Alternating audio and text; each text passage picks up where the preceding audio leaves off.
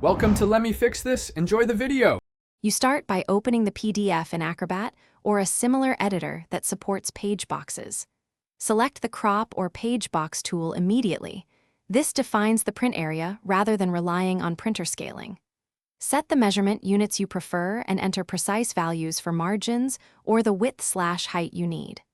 Once done, preview the box overlay on the page and make micro adjustments. This first step prevents downstream scaling surprises and gives you a stable area to export or print from.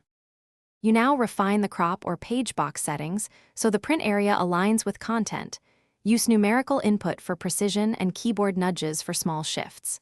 Choose whether to apply changes to the current page, a page range, or the entire document because permanence matters.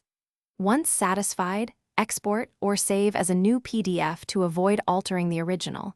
This gives you a clean file for printing. Make sure to check page orientation and bleed values during export so printed output matches on-paper dimensions. You finish by opening the print dialog and selecting actual size to preserve the defined print area or fit if you intentionally want scaling. Understand why you choose one versus the other. Confirm paper size and printer margins. Printers often impose non-printable edges, so make small compensating edits to the page box if needed. If alignment or clipping occurs, re-edit the crop/page boxes and test print to a PDF first. This troubleshooting loop solves most misalignment and margin issues without wasting paper. Thanks for watching. If you found this helpful, don't forget to like and subscribe.